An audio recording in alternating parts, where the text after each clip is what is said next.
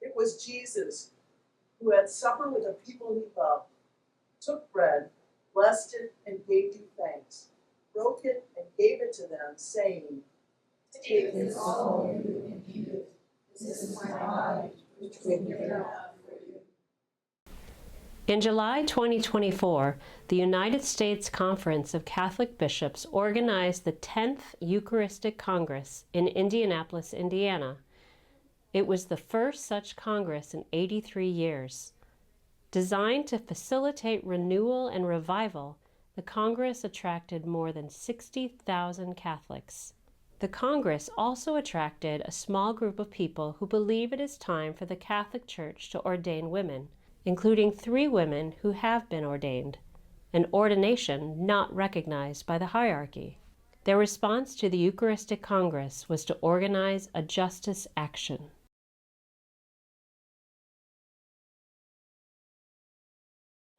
We're going to go back to this joy. We have so much joy, so let's spread it. We can't sing it too much. All right. This joy that I have, the world didn't give it to me. This joy that I have, the world didn't give it to me. No, you need to come here. The world didn't give it to me. The world didn't give it. The world can't take it away. Right, our groups here, take a moment to pray. Central to the justice action was a prayer for a more welcoming, inclusive, and liberating Catholic Church. Loving, merciful God, we call upon your presence. Jesus, we know that there is nothing we could ever do or say that would take us out of the presence of your love. We know that you have created each and every one of us in your dignity and in your image. We call upon your Spirit here to be with us and empower us to be your presence in the world today. Inspire our hearts and our minds as we work together to face a world with a lot of needs. Inspire us to be a visible presence for that fire of Jesus that turns tables upside down, that disrupts unjust hierarchies, that brings justice and liberation to all who know him and call upon his name. Spirit to guide us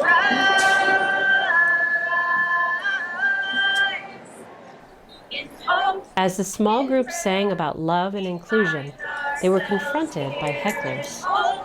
in prayer. We're right here in hope, in prayer.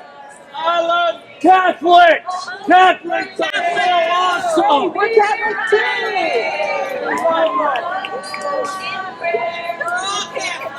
Women priests, I don't understand them. I love you for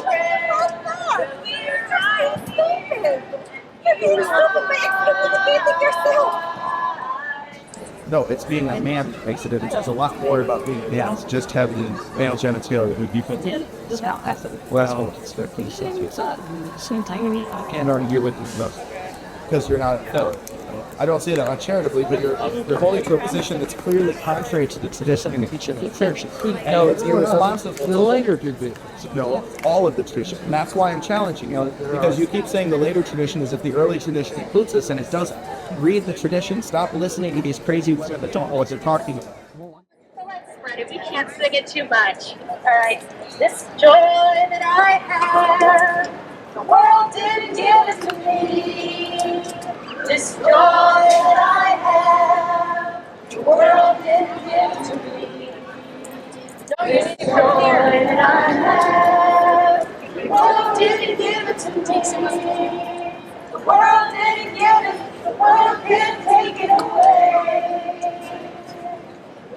The strength that I have, the world didn't give it to me. Thank you for being here. God's right here.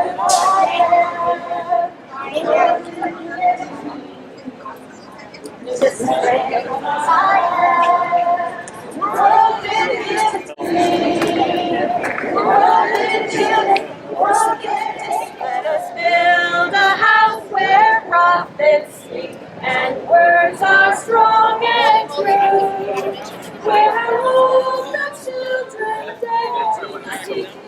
proclaim God's grace anew.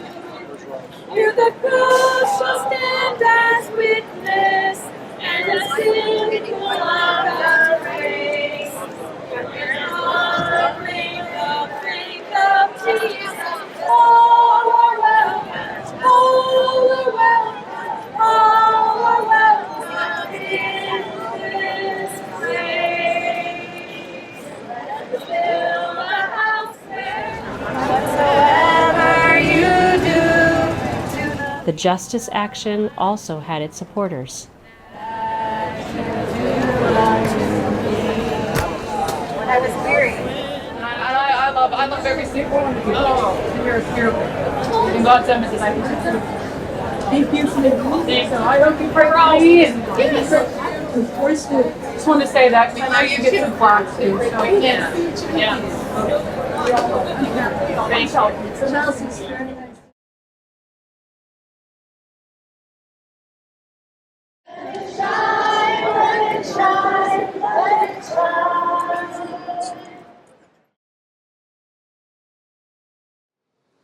After supper, he took the cup.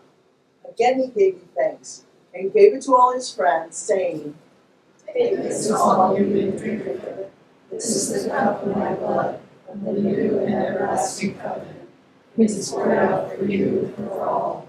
Do this in memory of me. Approximately 1 week after the event, Reverend Angela Nevitt Meyer, Reverend Helen Weber McReynolds, and Reverend Margaret Alderman discussed the justice action. When we heard that the bishops were going to spend, originally they said $28 million, then they pared it down to $14 million to have this Eucharistic Congress in Indianapolis, and that the purpose was to pound it into the heads of Catholics what the real meaning of the true presence of Christ in the Eucharist was. We just said, we have to do something. We live right here in Indianapolis. We have to do something to try to educate people that there is more to Catholicism than what they're offering, and that it is available to them, and we would welcome them with open arms. I think to add to that, one of the things that our movement really represents, whether it's Roman Catholic Women Priests USA, Association of Roman Catholic Women Priests, is really the spirit of Vatican II, where we understand that the Church is the people of God. And to celebrate Eucharist is to celebrate ourselves as part of that church, a part of partaking in and becoming what we receive.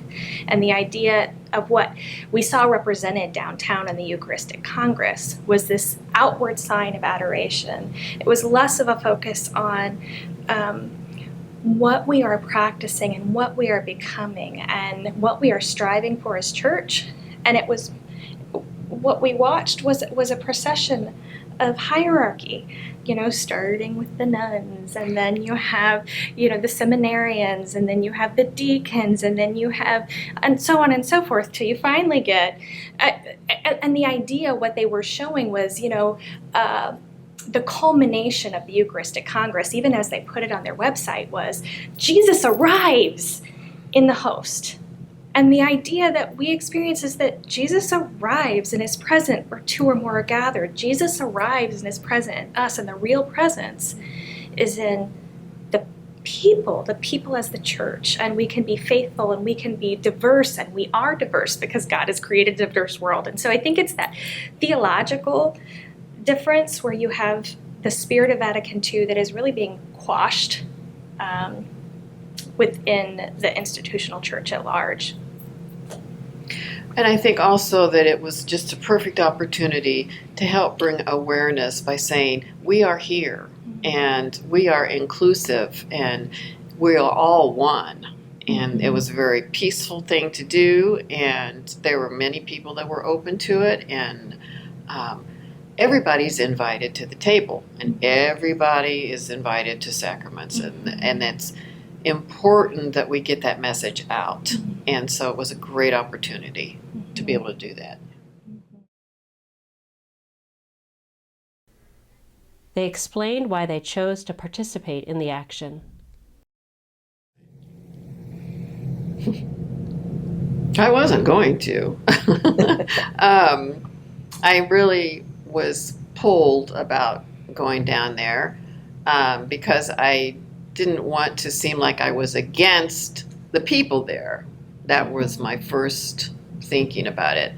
But then I kept talking to God about it, and it's just like I just kept hearing, just go, because I would come up with all these reasons of why not to do it. And but it was more important that I be there. And I just felt the feeling was very strong. I was supposed to be there. I didn't know why.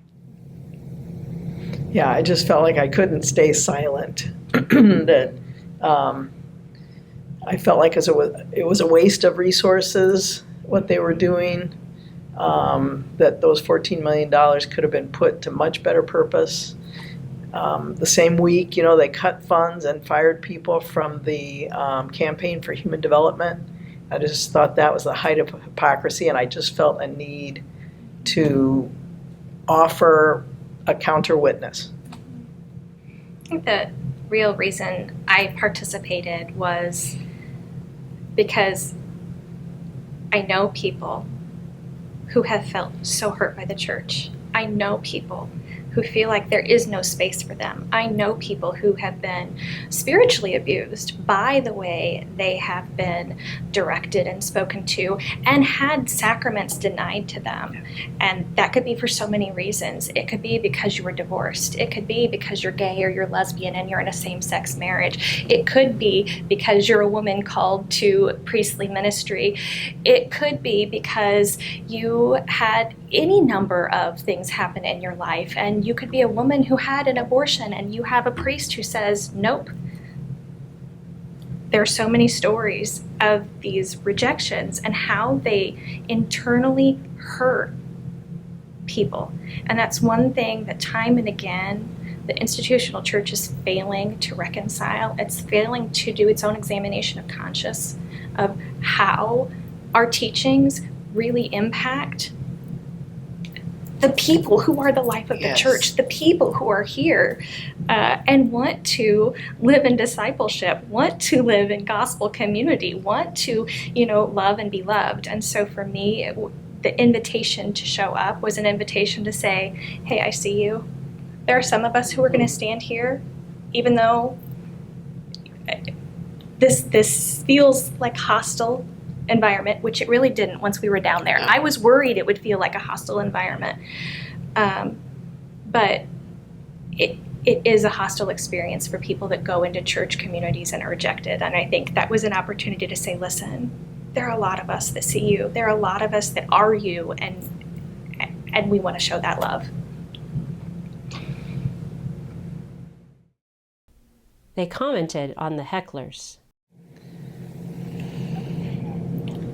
I think, I'm not a psychoanalyst, but when anybody gets that incensed, it tells me that they have doubts about their own ideas.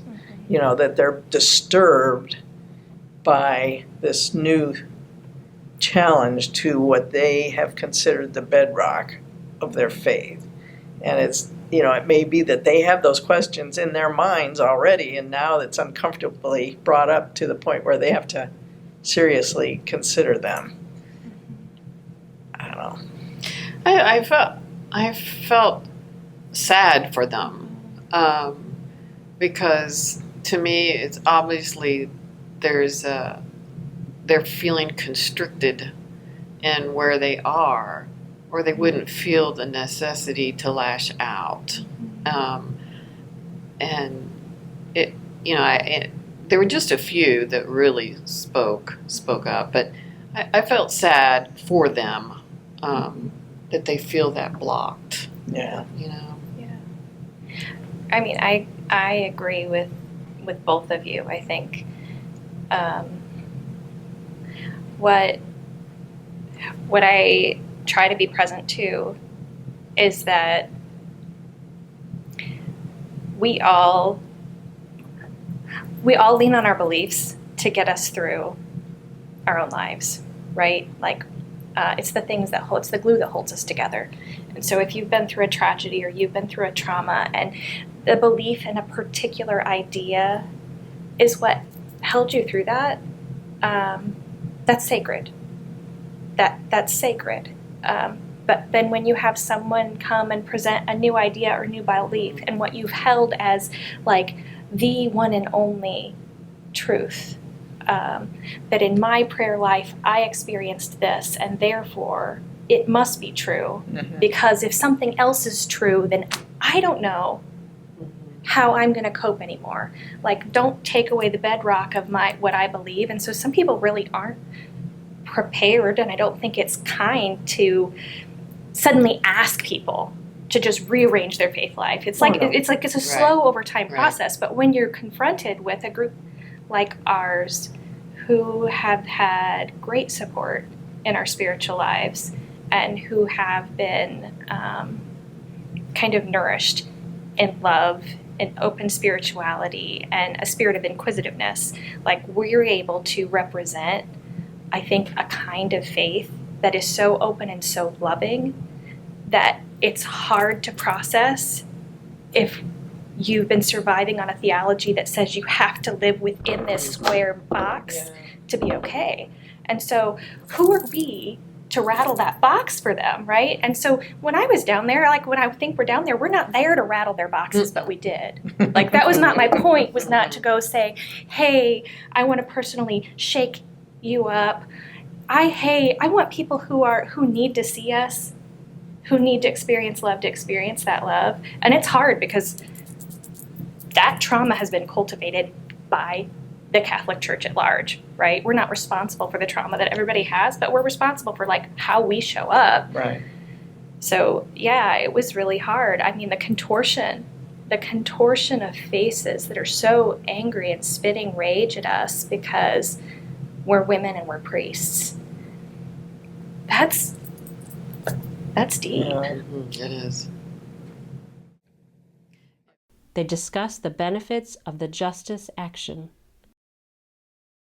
Yes, I didn't realize there were so many people who are also evolving out of patriarchy and more into equality with all of us. So that was a big plus for me to see. Oh, there are a lot of people that are open, where ego has been set aside to where we're not judging everything as right and wrong, and it's very encouraging to see these people and to experience being there with the positiveness that was coming out. It strikes me like it's also kind of the tip of the iceberg, because it takes a lot of courage to walk up to us in that space and to say, hey, and can I have this? And what is this that you're about? And so if we had that many people with the courage to approach us, how many more people, and I could see them at a distance. There were people at a distance that were just watching. There were people at a distance who would get their phone and they were looking. And I think it's hard to know how that actually reaches people. But I'm like, if you have this many people that'll come up positively, how many people are just still hesitant, tentative, but they're in that space where maybe I'm open. And I think that's cool. Yeah. And that's another big reason we were there, just to say, we exist. You know, Roman Catholic Women Priests. Here's the website. We're here. You know, satisfy your curiosity about us. And they reflected on the action and the weekend as a whole. I think it was perfectly complemented by the Mass the next day. I think that the two events together really made a beautiful, beautiful package. And I would hope we could duplicate it again in other settings. Yeah, I think so. And to add some context to that, so on Saturday, we were outside demonstrating outside the Eucharistic Congress where they were having their procession. And on Sunday, we held, it was an international Eucharist of Equals, and it was attended by over 300 people, with people attending from 5 different continents. We had people who woke up in the middle of the night to show up from Australia and to show up from I mean, we had people South Africa. Through the beauty of Zoom. Through the beauty of Zoom, Yeah. right? Like, so we had a core group of folks here and people from all over the world, and it was celebrated with a number of different Catholic organizations. So it was a co-witness to this movement for equality, for the idea of all sacraments for all people, and it's grounded in our Catholicism, which is something that hierarchical people will want to deny us. We're not really Catholic, but we are. And so I think that's the context for that Mass that was on Sunday. So the energy was really good in partnership. Yep. Yeah. And I think that it just truly was very affirming that we are truly being led by Spirit. Yeah. And it is something that we believe in. It's different though when it's coming from here and it's not just up here, and when it's all coming together and it's flowing so powerfully, yes, thank you for guiding us into this freedom of love, the freedom to love in the way that Jesus taught. Yeah. And isn't that the sensus fidei, the sense of the faithful, the idea of truth emerging within the church itself? Yep. And a lot of times, the church, the institution will preach sensus fidei, but it really means the bishops, discerning and passing things down. And Right. if we don't quite agree, it's that we haven't quite understood the teachings yet, and so we need to do re-education rather than like what's emerging, like you Spirit said, the comes Holy out. Spirit is Exactly. emerging and it has something to say, and it is so time for those in Rome to listen. For me, it turned out a lot better than what I even anticipated. I think there were a lot more people that showed interest than people that showed that were against us. The 15 of us who were there, I think, were really empowered. I know I was. I felt that it was a growthful, empowering experience. And, I'm just energized to keep doing more work to try to spread the word about this movement. This was a lot more empowering than I imagined it would be. It felt a lot more co-supportive than I thought it would be. And, my favorite parts were, one of my favorite parts was where Paula's husband, Ed, is out there and just patiently engaging and having these conversations. There's a moment where there's a priest in a cassock who's really challenging him on his beliefs, and the way that Ed just held steady and firm and grounded in his lifelong experience as a faithful Catholic, as a priest, as somebody who understands the importance of equality in the church. I think that was one of the most empowering and beautiful things for me, because especially with women's ordination, people think it's just a women's issue. And women's ordination is not just a women's issue. It is an all people issue.